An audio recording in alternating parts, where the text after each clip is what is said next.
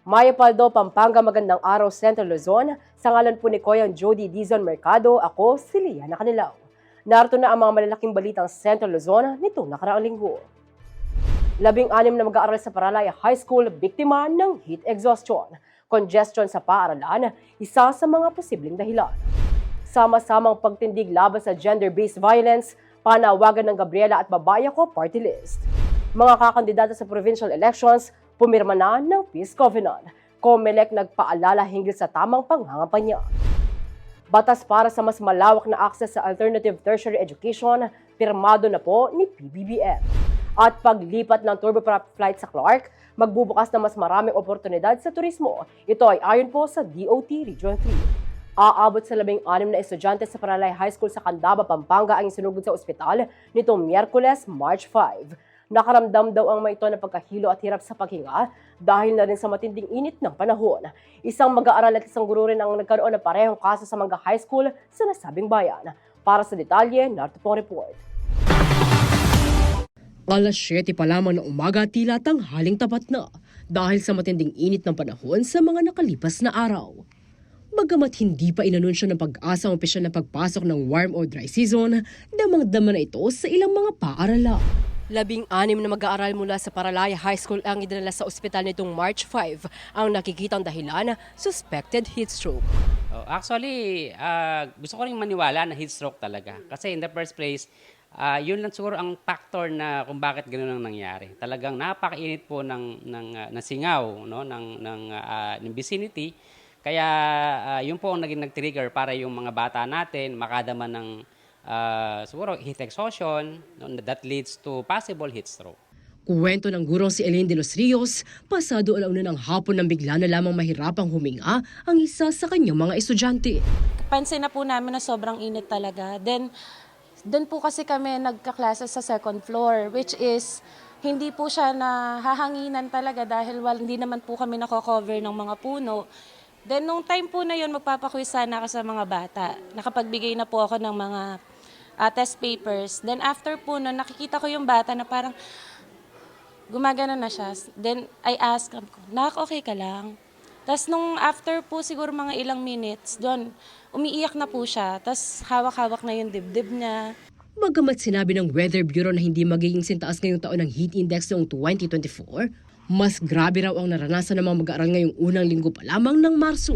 I think po last year, hindi na meron pero hindi ganun kagrabe. Kasi ngayon po parang first week pa lang ng March, talagang na-experience namin parang ang init na. Tapos ang dami nang nagko-complain ng mga bata. Kasi shifting po kami. Then syempre po, lalakad sila papunta sa school namin, mainit na. Tapos pagdating sa classroom, mainit din. Siyempre po, hindi naman po yung ventilation din po. Napuno raw ang health clinic ng paaralan dahil sa bilang ng mga mag-aaral na nakaranas ng parehong sitwasyon. Agad namang rumisponde ang Local Disaster Risk Reduction and Management Council ng Candaba upang magbigay ng paunang lunas at inihatid ang mga pasyente sa ospital. Is talagang yung epekto ng sikat ng araw is tumatagos doon sa classroom nila, sa bintana, tapos nag-bounce back doon sa floor, which is lalo pang umiinit doon sa surroundings ng classroom. So, siguro dahil ang sabi ng mga parents or mga estudyante is yung iba hindi sila nakapag-almusal, so baka siguro maybe it's a factor na kung bakit sila nakaranas ng pagkahilo. Ipinunto naman ng punong guro na isa sa mga nakikitang factor ng insidente ay ang congestion.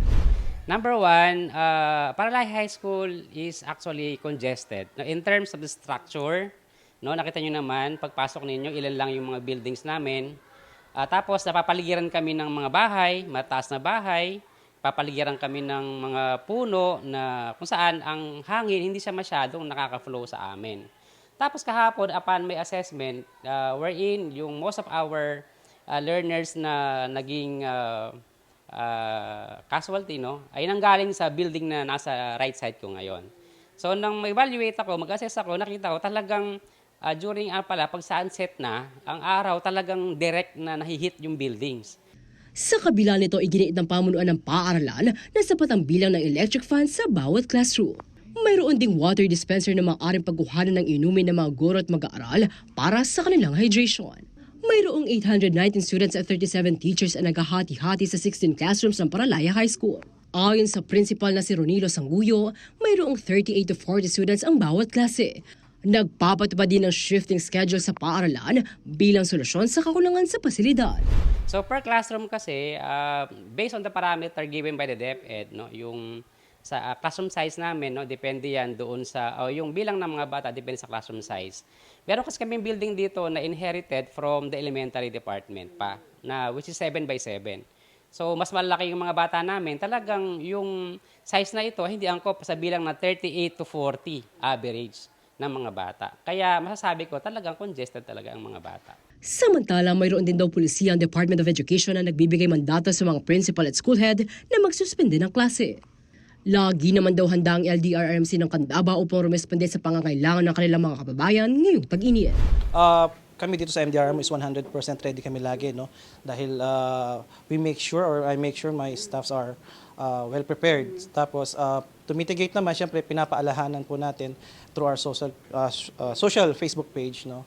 Sa kung ano yung mga paghahanda, lalo na ngayong dumarating na yung panahon ng tag-init. Mayroon ding paalala ang guro sa mga magulang para sa kapakanan ng kanilang mga anak. Actually po, meron po kaming mga water dispenser inside the classroom. So, sana po yung mga magulang pabaunan po ng mga kahit po tumbler yung mga bata para po meron silang lalagyan ng tubig. Then siguro po kung may extra pamaypay sa bahay, magdala na din para to give comfort to the students. Tsaka po, syempre payong. Bukod sa mga mag-aaral sa Paralaya High School, naitala rin ang parehong insidente sa Manga High School sa parehong bayan. Agad naman naglabas ng kautusan ng lokal na pamahalaan ng Candaba na nagsususpende sa klase ng mga mag-aaral simula alas 12 ng tanghali ngayong Huwebes, March 6. Liana Canilaw, CILTV 36 News. Kasabay na pagsisimula ng Fire Prevention Month, ay sinimulan na rin ng Bureau of Fire Protection ang kanilang kampanya para higit na mabigyan ng kaalaman ng publiko kung paano makakaiwas sa sunog. May paalala rin ng ahensya sa ating mga kababayan na unahin muna ang pagtawag sa kanila bago ang mag-live sa social media. Narito pong report. Aabot sa 170 fire incidents na ang naitala ng Bureau of Fire Protection ng BFP Region 3 sa unang 2 buwan pa lamang ng 2025. Bagamat may kalakihan ng bilang, mas mababa na ito kumpara sa dami ng nangyaring sunog noong January to February 2024 na 220 cases. Sa pagsisimula ng Fire Prevention Month ngayong Marso, patuloy ang BFP sa pagbibigay kaalaman sa publiko upang lalo pang mapababa o maiwasan ang fire incidents. May temang sa pag-iwas sa sunog, hindi ka nag-iisang kampanya ng pamahalaan ngayong taon. Actually, kaya siya dineclare is because of the high heat index natin sa temperature. And because of that, mas marami talaga yung gumagamit ng ating mga equipment na pampalamig. And yun nga, malaki siyang factor when it comes to fire incidents kasi paggamit natin ng ating mga equipment and magpapalamig tayo, mas marami tayong chances na magkaroon ng fire incidents. Upang maiwasan ang sunog lalo na sa kabahayan, dapat daw i-exercise ang simpleng housekeeping. Ayon kay Fire Superintendent Maria Lea Sahili, ang hepe ng Public Information Unit ng BFP Region 3. Kabilang na rito ang pagiging alerto at pagtugon sa simpleng responsibilidad kagaya ng pagsara sa LPG tank at appliances pagkatapos gamitin. Huwag din daw iwanan ng cellphone o anumang gadget na naka-charge. Huwag gumamit ng octopus connection at overloading. Patuloy naman daw ang paghahanda ng BFP upang matugunan at mapakitunguhan ang fire incidents sa rehiyon. Matagal na tayong nag-undergo ng modernization and when it comes dun sa kahandaan, regular naman po kami nagpe-prepare when it comes dun sa ating mga personnel and yung continuous modernization natin, pagbibili natin ng mga bagong fire trucks at bagong mga equipments na dinadagdag natin sa ating mga capacity, yung capacity building ng BFP. So wag po kayong mag-alala, ready naman po tayo parate. At paalala ng BFP Region 3, tumawag muna ng bumbero bago mag-live sa social media kapag nakakita ng sunog. Ating mga live ako ngayon, live ako bukas, ganito po, huwag po natin ugaliin gawin yan. The moment na makakita po tayo ng sunog, lagi nyo pong ilagay sa cellular phone nyo yung ating hotline, yung 911, at tawagan nyo po yung mga nearest fire station muna. Pag nagawa nyo na po, na tumawag kayo doon, saka po kayo mag-live. Kung gusto nyo mag-live, humingi pa kayo ng tulong. Sabi kasi po, the best is tawagan muna kami at mabigay yung tamang information. mainam daw na tumawag sa 911 o sa pinakamalapit na fire station para sa agarang pagresponde. Liana Canilaw, CLTV 36 News. Umabot na sa 603 firearms na nakumpiska ng Police Regional Office o PRO3 sa iba't ibang lalawigan sa Central Luzon mula January 12 hanggang March 3, 2025. Alinsunod dito sa Revitalize Kato campaign ng Philippine National Police o PNP bilang paghahanda sa 2025 national and local elections sa May 12. Sa kabuang bilang, 599 sa mga ito ang short firearms, habang 4 naman ang light weapons. Pinakamaraming nakumpiska sa Nueva Ecija kung saan nasa 230 baril na ang naisurrender. Matatanda o sinimulang ipatupad ang nationwide gun ban noong January 12 at magtatagal hanggang June 11, 2025. Ito ay alinsunod sa COMELEC Resolution number 11067. Patuloy namang hinikayat ng mga otoridad ang publiko na makipagtulungan sa kanila upang mapanatili ang kapayapaan at kaayusan sa rehiyon. Manatiling nakatutok para sa iba pang mga balita nitong nakaraang linggo.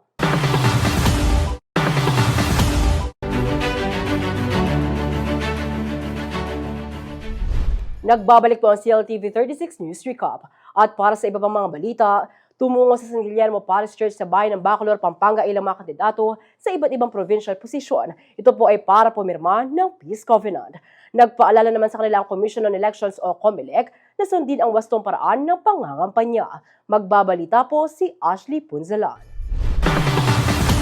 Payapa, maayos at tapat na eleksyon para sa mga Kapampangan. Ito ang layunin ng Provincial Level Interfaith Rally at Peace Covenant Signing na ginanap sa San Guillermo Parish Church sa Bacolor, Pampanga, Martes, March 4. Pinangunahan ng aktibidad ng Philippine National Police, katuwang ang Commission on Elections o COMELEC at sumuporta rin ang Armed Forces of the Philippines, Parish Pastoral Council for Responsible Voting at Department of Interior and Local Governance.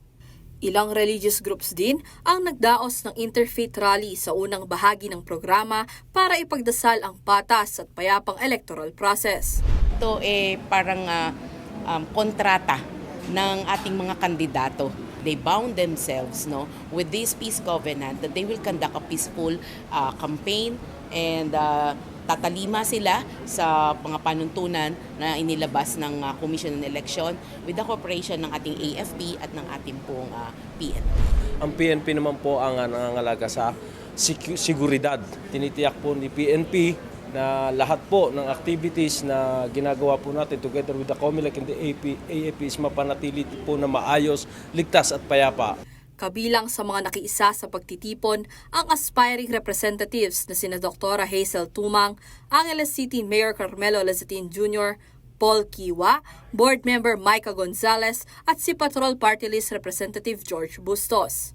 Nariyan rin ang mga tumatakbo para maging miyembro ng sangguniang panlalawigan na sina Christian Halili, Willie Villavicencio, Fritzy David Dizon, Attorney Raul Macalino, Lucky Ferdinand Labong, Cherry Manalo, Attorney Claire David Lim, Sajid Khan Yusof, Joel Cruz, Dr. Alfie Bonifacio, Maymay Mercado Gonzalez, Rick Yabut, Eduardo Chu, Shiwen Lim, Attorney Vince Calara, Kay Nagit at Sky Maglangke.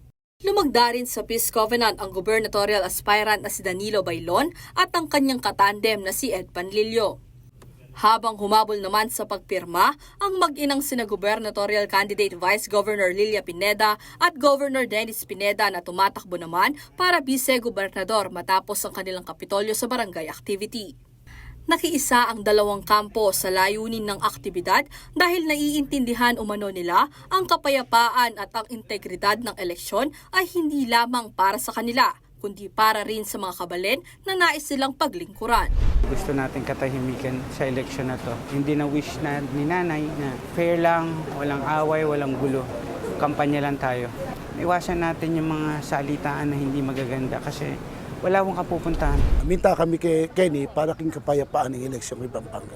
Ang hinahangad namin, kaunlaran ng mga Kapampangan.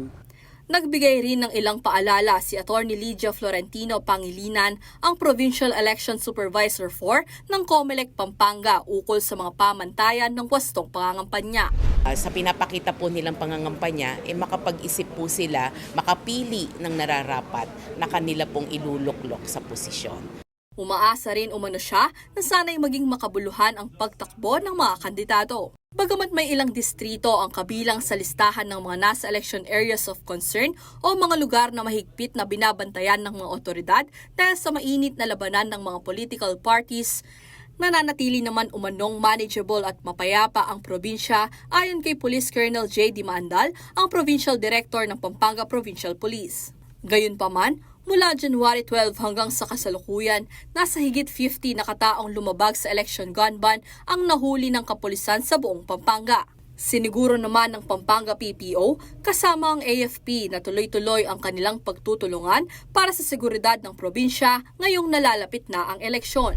Nipilit po namin together with the AFP at ang ating pong COMELEC na mapanatili pong ligtas at maayos ang darating po na halalan ngayon 2025. Patuloy po tayo na sumusuporta sa security operations na ginagawa po ng Philippine National Police dito po sa Pampanga, and nagkakaroon na rin po kami ng deployment sa mga checkpoints and quick reaction teams na napoprovide namin sa Pampanga po.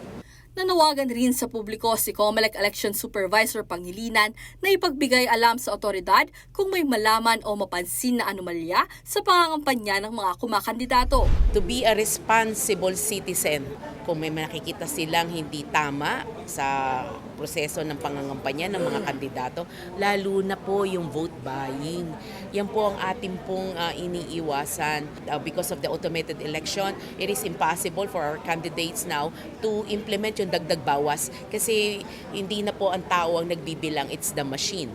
No? So saan sila ngayon pupunta para ma-ensure yung kanilang panalo? So it's the vote buying. Dagdag niya, ang vote buying ay isang election offense, hindi lang para sa mga bumibili ng boto, kundi doon rin sa mga nagbenta ng boto. Bigyan sana umano ng dignidad at dangal ang nag-iisang boto ng bawat isa at pumili ng mga karapat dapat iluklok sa pwesto. Ashley Punzalan, CLTV 36 News. Nanawagan ng Alpha Phi Omega Omicron chapter sa publiko na maging mapanuri sa pagboto sa darating na halalan, kasabay ng kanilang taunang Grand Oblation Run 2025. Sa ulat ni Ashley Punzalan, tinalakay kung paano naging daan ang mga tradisyong ito upang ipahayag ang kanilang advokasya para sa mas progresibong bayan. Pag-aalay ng sarili para sa bayan. Ito umano ang sinisimbolo ng Oblation Statue o mas kilala sa tawag na oble na makikita sa iba't ibang campus ng University of the Philippines o UP.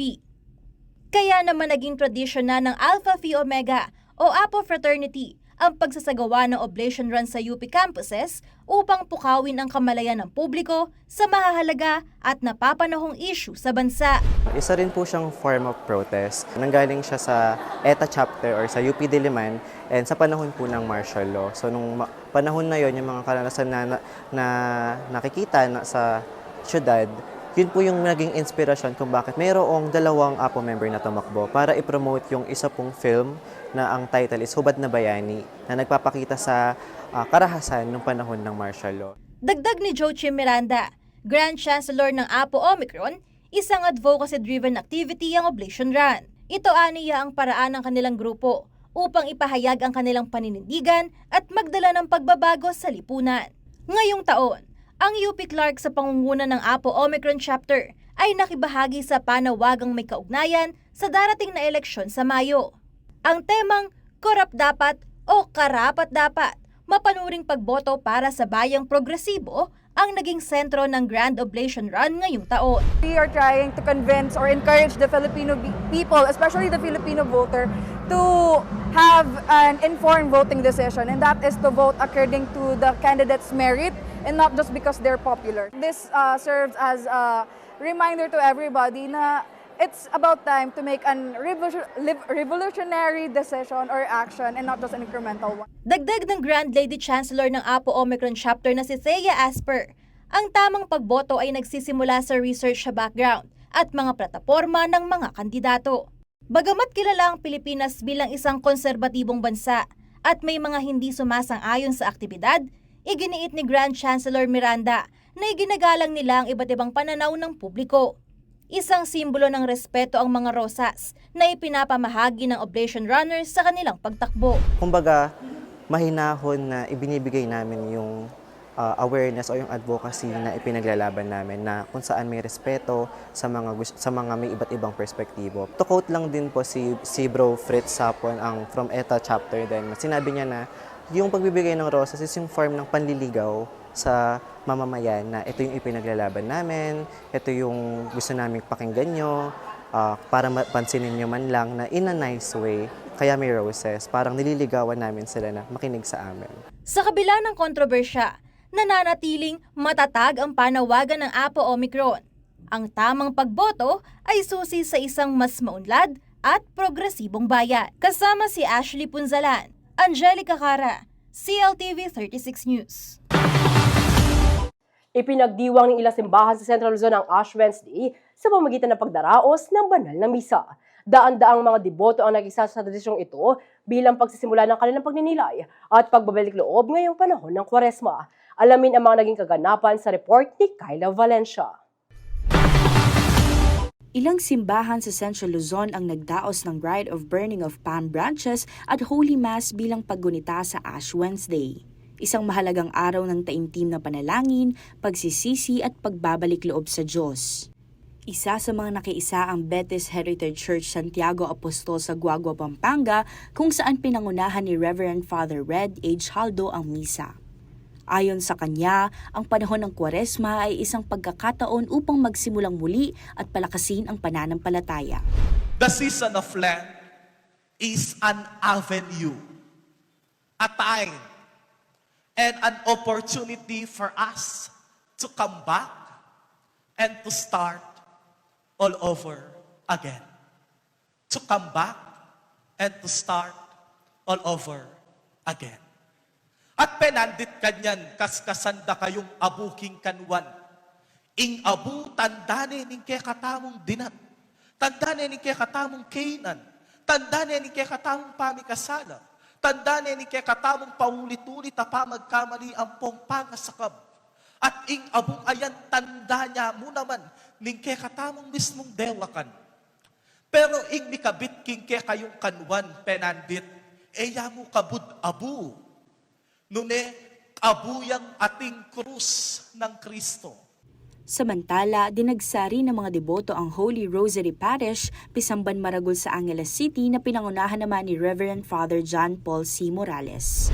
Kailangan baguhin ang puso at isipan, sunugin ang kasalanan, iwanan ang kasalanan, at huwag nang babalikan pa. Kung naiwan na ang makasalanang pamumuhay, huwag nang magbalik pa doon. Kung hindi ang gawin, patuloy na lumakad papalapit sa Diyos. Sa San Sebastian Cathedral Parish sa Tarlac, nagsari ng mga deboto at umabot na sila hanggang sa dulo ng simbahan, patunay na kanilang matibay na debosyon. Samantala, sa Santo Niño Chapel sa Tanato, Balanga, Bataan, ginanap naman ang misa sa loob ng isang paaralan kung saan karamihan sa mga dumalo ay mga kabataang estudyante na nagsisilbing tanda ng patuloy na pagpapalalim ng kanilang pananampalataya. At narito ang iba pang mga simbahan na nakiisa sa pagdaos ng Ash Wednesday. Divine Mercy Parish sa Florida Blanca, Pampanga, Santa Monica Parish, Mexico, Archdiocesan Shrine of Apong Mama Kalulu, Angeles City, Parish of San Jose sa City of San Fernando, Santa Lucia Sub-Parish Church sa San Miguel, Bulacan, Our Lady of Sorrows Parish sa City of San Fernando, Cathedral Shrine Parish of St. Joseph, Balanga City, Our Lady of the Pilar Parish, Poblacion, Pilar, Bataan, Menor Basilica and Shrine Parish of Our Lady of the Rosary, Orani, Bataan, at National Shrine and Parish of St. John Paul II, Hermosa, Bataan. Kyla May Valencia, CLTV 36 News, Intern. Manatiling nakatutok para sa iba pang mga balita nitong nakaraang linggo. Nagbabalik ang CLTV 36 News Recap. At sa iba pang mga balita, arestado sa Angeles City ang American national na sangkot sa human trafficking. Samantala, nahuli naman sa Olongapo City ang isang high-value drug target. Alamin namang iba pang mga detalye sa report na ito.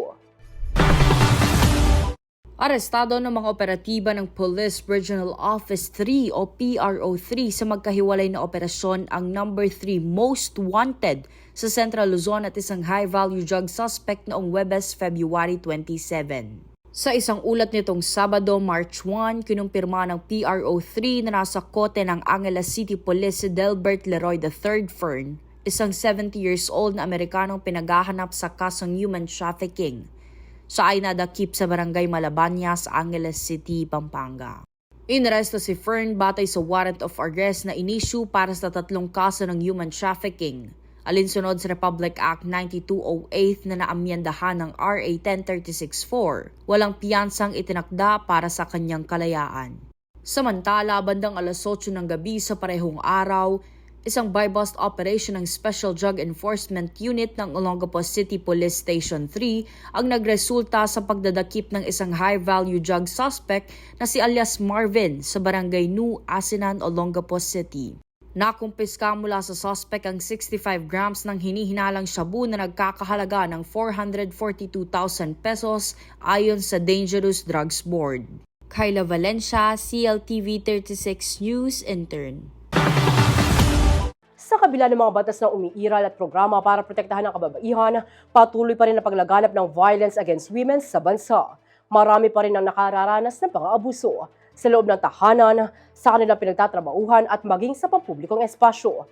Dahil dito, muling nananawagan ng mga grupong nagsusulong ng karapatan ng kababaihan para sa mas mahigpit na aksyon laban sa gender-based violence. Ang buong detalye panoorin natin sa report ni Ashley Punzala. Sa kabila ng umiiral na batas at kampanya para sa Violence Against Women o VAW, tila hindi pa rin natitigil ang paglaganap ng mga kaso ng pang-aabuso. Upang mas maunawaan ang lawak ng problemang ito, mahalagang balikan kung ano nga ba ang VAW at paano ito nakakaapekto sa buhay ng maraming kababaihan. Ang VAW ay isang uri ng karahasan na nagdudulot ng physical, sexual, emotional at psychological harm sa mga kababaihan. Ayon sa Philippine Commission on Women, ito ay isang lumalalang social issue ng bansa. Katunayan, noong 2023, nasa 8,055 na kaso sa bansa ang na-file sa Philippine National Police sa ilalim ng Republic Act No. 9262 o ang Anti-Violence Against Women and Their Children Act of 2004. Ngunit mahalagang tandaan na hindi pa rin tukoy ang eksaktong bilang dahil marami pa rin sa mga insidenteng ito ang hindi na ire-report sa mga otoridad. Ilan umano sa mga dahilan ay ang takot, kakulangan ng suporta at kawalan ng tiwala sa sistema ng hustisya. Para bigyang diin ang kahalagahan ng pangangalaga sa karapatan ng mga kababaihan at pagsugpo sa lahat ng uri ng diskriminasyon at karahasan, idineklara ang Marso bilang buwan ng mga kababaihan. Kaugnay nito, ang VAW ay isa lamang sa mga patuloy na nilalabanan ng iba't ibang women's rights groups gaya ng Babae Ako Party List at Gabriela Women's Party. Bagamat may mga umiiral na batas, naniniwala umano si Babae Ako Party List First Nominee Ria Canlas na kulang ang implementasyon sa mga ito, lalo na sa antas ng barangay. Siya properly implemented ng mga punong barangay. Siguro dahil, ewan ko ba kung may awa factor o dahil kaibigan sila or what, kasi ang pagkakaalam ko dapat ang bawsi. Once na ikaw ay nireport, dapat ikulong ang lalaki. No? Pero kung titignan natin, asan ba statistics? Bakit wala tayong makitang statistics? Dagdag niya, kailangan pag-aralan kung paano mas mapapatibay ang pagpapatupad ng mga batas upang mapahusay ang law enforcement strategies laban sa VAW. Para naman kay Gabriela Party List First Nominee at former Representative Sara Elago, kailangan tiyakin kung may mga gap o mga puwang sa mga batas na dapat mapunan. Makakatulong rin daw kung ma-empower ang mga kababaihan para matuto silang ipaglaban ang kanilang mga karapatan. Yung panawagan natin para sa pondo, no, para sa mga serbisyo, para sa kababaihan, sa healthcare, sa education, housing, transportation, di ba? Yan yung mga pangkabuuan ng mga pangangailangan ng kababaihan, no, para talaga ma-uplift, hindi lang yung kanyang sarili, pero yung buhay, no, ng kanyang pamilya at ng buong komunidad. Gayunpaman, hindi lamang kababaihan ang dapat kumilos. Mahalaga rin daw ang papel ng mga kalalakihan sa pagsugpo ng VAW. Kailangan umanong wakasan ang kultura ng impunity o kawalan ng pananagutan ng mga nang-aabuso. Kung mabilis na umaabante yung iba't ibang mga forms ng violence against women, dapat ganun din mas mabilis yung pag-abante ng pagsasama-sama natin para labanan ng abuso. Samantala, nanawagan naman sina Elago at Canlas sa bawat Pilipino, babae man o lalaki, na sama-samang tumindig laban sa gender-based violence sa bansa. Ashley Punzalan, CLTV 36 News.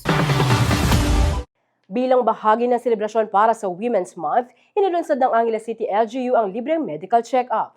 Layo nitong hikayatin ang mga kababaihan na bigyang prioridad ang kanilang kalusugan. Ito po ay sa pamamagitan ng regular na konsultasyon at screening. Ang buong detalye ibabalita ni Danica Gino. Ang katawan ng isang babae ay dumaraan sa maraming pagbabago gaya ng menstruation, pagbubuntis at menopause. Dahil dito, mahalaga ang regular na pagpapacheck up at tamang nutrisyon upang maiwasan ang anumang komplikasyon sa kalusugan. Kaya naman bilang pakikiisa sa pagdiriwang ng Buwan ng Kababaihan, nagdaos ng libreng check-up ang Angeles City LGU sa pakikipagtulungan ng Gender and Development Office o GAD at City Health Office sa 6 na Rural Health Units o RHU ng syudad. Kabilang sa kalang serbisyo ang pap smear, breast examination at HIV testing. Every year po kasi sineselebrate natin ang Women's Month. So isa sa mga proyekto ni Mayor Pogi Lasatin, ito nga ang palibreng pap smear, breast examination at saka HIV testing. Hindi lang naman ito namin ginagawa every Women's Month. Pwede tayong pumunta sa mga health centers natin. Ito po ay libre. Binigyang diin din ni Cabiles ang kahalagahan ng maagang pagpapasuri upang agad na maagapan ang isang sakit bago pa ito lumala. Ang pagpapacheck up po, lalo na nagpapapap smear po tayo and breast examination, mahalaga po sa ating mga kababaihan. Kasi po, sa Philippines po, madami na po yung kaso na breast cancer and cervical cancer and daily may namamatay po dahil dito. Ngunit hindi lingid sa ating kaalaman na marami pa rin sa ating mga kababaihan dito sa ating bansa ang hindi nagagawang magpa-check up, bunsod na rin ng iba't ibang kadahilanan. Isa sa mga maagang pumila upang samantalahin ang programa si Rose Ann Nabong. Yun nga po, hindi po regular kaya ginrab ko na po yung opportunity na meron dito po. Super helpful po siya kasi para sa amin po na financially unstable po. Malaking tulong po siya sa amin. Tipid po siya. Tapos talagang i-grab mo po talaga siya kasi kailangan po talaga siya lalo po ng mga kababaihan na yan. Normal naman po siguro yun sa lahat ng tao. Pero syempre, imbis na matakot, mas iisipin mo na mas kailangan mo siya. Kaysa lumala pa po yung sakit mo, ma-prevent mo siya agad. Batay sa datos ng Philippine Statistics Authority o PSA, bumaba ang poverty rate ng Pilipinas sa 15.5% noong 2023 mula 18.1% noong 2021. Gayunpaman, batay sa survey ng Social Weather Stations o SWS, noong March 2024, 46% ng mga pamilyang Pilipino ang nag-rate sa kanilang sarili bilang mahirap. Ipinapakita nito ang malaking agwat sa pagitan ng opisyal na datos at pananaw ng mamamayan tungkol sa kanilang sitwasyong pang-ekonomiya. Kaya naman para sa maraming Pinoy, ang pagpapakonsulta sa doktor ay madalas na naiiwan sa listahan ng kanilang prioridad dahil mas kailangang unahin ang pagkain at iba pang gastusin. Ang libreng medical services na inaalok ng mga LGU ay malaking tulong lalo na sa kalusugan ng mga kababaihan. Dahil dito, isa rin si Christy Blanca sa mga benepisyaryo na matyagang pumila sa free check-up kasama ang kanyang anak. Ayon sa kanya, bihira siyang magpakonsulta dahil sa hirap ng buhay at pagiging abala niya sa trabaho. Gawa po na may bayad. Sa totoo lang po may bayad dyan ngayon lang po may libre. Mahal po yan.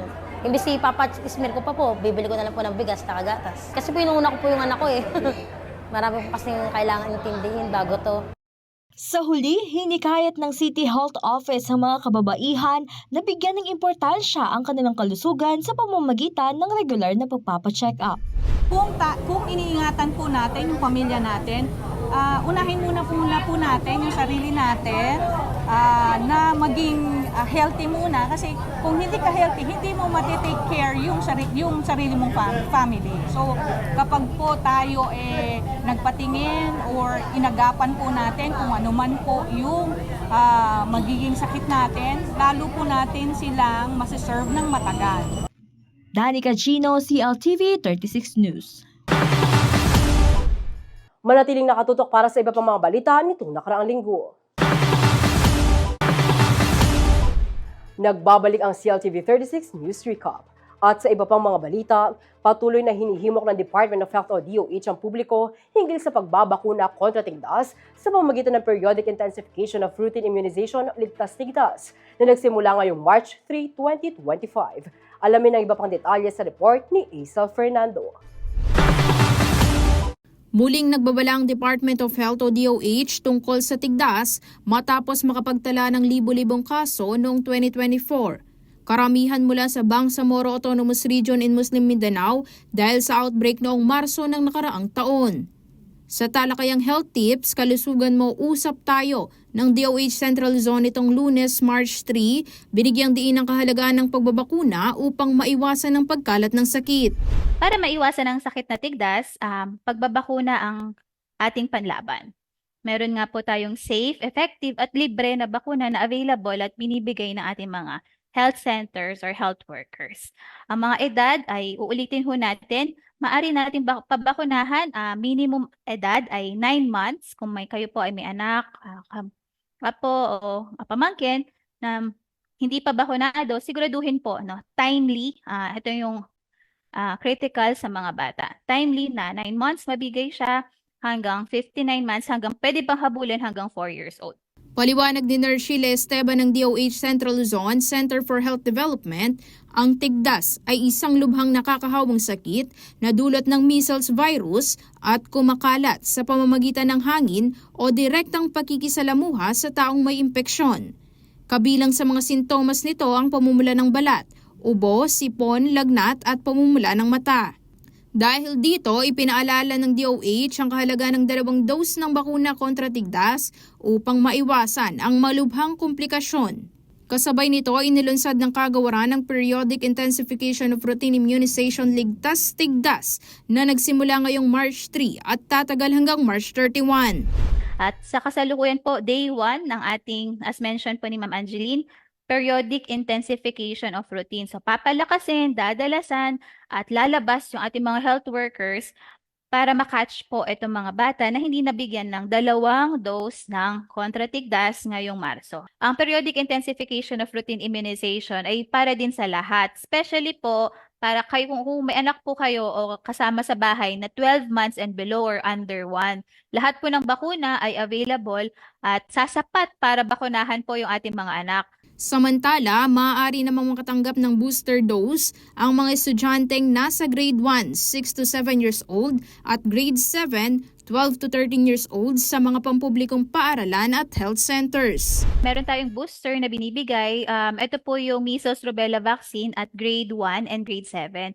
Maaari din itong makuha kung sa community natin siya gagawin. Ang grade 1, edad 6 to 7, booster din po iyon. 1 measles and 1 tetanus diphtheria.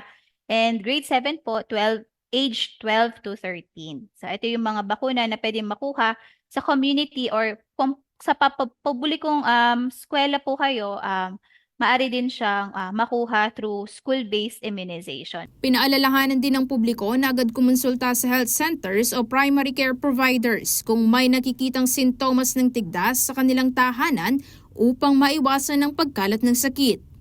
Lastly po, kung may mapansin tayo na may mga kasambahay na may simptomas ng ubo, sipon, pamumula ng mata, nilagnat. Posibleng hindi nilalagnat ngayon pero may history ng lagnat at may rashes o pagpapantal, ay maki-inform po agad ang ating mga health workers sa ating mga health centers. Aisel Fernando, CLTV 36 News. Pirmado na ni Pangulong Ferdinand Marcos Jr. ang Republic Act 12124 o ang Expanded Tertiary Education Equivalency and Accreditation Program. Sa ilalim nito, mas maraming Pilipino na ang magkakaroon ng pagkakataong makapagtapos ng kolehiyo nang hindi na dumadaan sa tradisyonal na sistema ng edukasyon. Alamin ang buong detalye sa report na ito.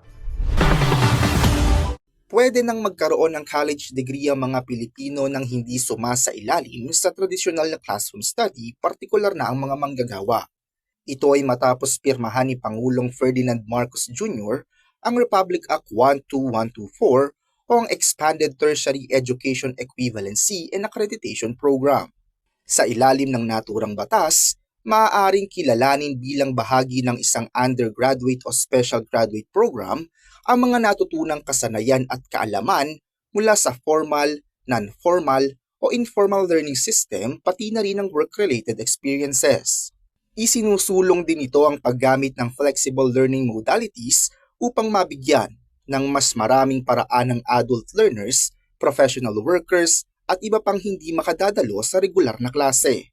Maaaring mag-apply sa ET-EEAP ang mga Pilipinong nasa loob o labas ng bansa, nasa 23 taong gulang pataas, nakatapos ng high school sa pamamagitan ng diploma o alternatibong pagsusulit gaya ng Philippine Educational Placement Test at Alternative Learning System, at may hindi bababa sa 5 taong karanasan sa trabaho na may kaugnayan sa kursong nais kunin. Ang Commission on Higher Education ang mamamahala sa pagpapatupad ng batas at magpapahintulot sa mga higher education institutions na tumanggap ng mga aplikante para sa ET-EEAP. Bubuo rin ang CHED ng mga pamantayan sa pag-assess ng kakayahan, kaalaman at karanasan ng mga aplikante, magtatakda ng mga bayarin para sa accreditation at sisiguraduhin ang maayos na pagpapatupad ng programa sa pamamagitan ng Office of Programs and Standards Development. Sa pamamagitan umano ng ET-EEAP, mas maraming Pilipino na ang magkakaroon ng pagkakataong makapagtapos ng kolehiyo at mapaunlad ang kanilang mga karera nang hindi kinakailangan dumaan sa tradisyonal na sistema ng edukasyon. Raymond Tasoy, CLTV 36 News. Sustainable, resilient, competitive. Yan ang target ng Department of Tourism o DOT Region 3 sa pagpapalakas ng turismo sa rehiyon. Inaasahang magiging game changer sa turismo ng Central Luzon ang mga itinatayong infrastruktura gaya ng North-South Commuter Railway. Gayon din ang paglipat ng ibang local flights sa CRK mula po sa NAIA. Ang buong detalye ay hahatid ni Aisel Fernando. Inaasahang lalakas ang turismo sa gitnang Luzon matapos i-anunsyo noong January 2025 na ililipat na sa Clark International Airport mula sa Ninoy Aquino International Airport ang ilang turboprop flights ngayong buwan ng Marso. Sa kapihan sa Bagong Pilipinas nitong Martes, March 4, sinabi ni Regional Director ng Department of Tourism Central Luzon, Richard G. Daynos, na malaking hakbang ito upang mapalakas ang turismo sa rehiyon. Bahagi ito ng 7-point agenda ng DOT na naglalayong gawing mas accessible ang mga destinasyon sa iba't ibang probinsya. Sabi ko nga, ang daming mga pagbabagong nangyayari dito sa ating region. No? A perfect example is yung pagdami ng ating mga flights, mga local flights natin dito sa ating airport, which is a premier airport. No? Of course, you may have also read somewhere in your social media na ang ating mga local flights, darami, no? Nadagdagan, right? At, from sa CRK. At ililipat, I think, mga major local flights from NAIA to Clark. Kasabay nito, isinusulong din ng ahensya ang Regional Tourism Development Plan sa tulong ng Tourism Infrastructure and Enterprise Zone Authority o TIEZA. Painstakingly, we are strategizing. In fact, yung isa sa aming way forward, no, is to introduce already the Regional Tourism Development Plan, which was already approved by RDC, and it is to be funded by TIEZA, no? Malaking tulong din sa turismo ang mga itinatayong infrastruktura tulad ng North-South Commuter Railway at Laguna-Cavite Interlake Bridge na magpapabilis sa biyahe ng mga turista at biyahero. Sa ilalim din ng 7-point agenda ng DOT, mas pinagbubuti ang koneksyon sa mga probinsya upang gawing mas madali ang pagpunta sa mga beach, bundok at ecotourism sites sa gitnang Luzon. Bukod sa mga infrastruktura, isa rin sa mga layunin ng ahensya ang paggamit ng makabagong teknolohiya upang mapanatili ang sigla ng turismo sa rehiyon. We don't like to be left behind in terms of technology. We would like to bank on how technology can help sustain the tourism industry. The presence of travel apps, the presence of course, our connection, how will we be able to reach one place to another? Ayon kay Deinos, ang mga pagbabagong ito ay hindi lang magpapalakas sa turismo, kundi magbibigay rin ng mas maraming oportunidad sa lokal na ekonomiya at mga negosyo. All these things make it more exciting in Central Luzon, because we would like to create more stories, and these stories will be, of course, our way, to make them feel that tourism is really alive, it's really vibrant here in Region 3 in Central Luzon. So we are crossing our fingers that more and more developments will be at our hand, and we ask, of course, the support of everyone to support our local industries. Aisel Fernando, CLTV 36 News. At yan ang mga balitang nakalap ng CLTV 36 News. Para sa karagdagang detalye, maaari niyong i-follow ang aming social media pages. Sa Facebook at CLTV 36 Official at CLTV 36 News. X o dating Twitter at CLTV 36. Instagram at CLTV 36 Official at sa aming TikTok at CLTV 36 Official. Kung nais niyong balikan ang mga programa ng CLTV 36, pwede niyong bisitahin ang aming YouTube channel at CLTV 36 Official at ang aming website www.cltv36.tv. Mapapanood din ang mga programa ng CLTV 36 nationwide via Signal Channel 115 at sa aming 38 cable partners. Kasama po ang buong pwersa ng CLTV 36 News and Current Affairs. Ako si Liana Canilao. Maraming salamat po.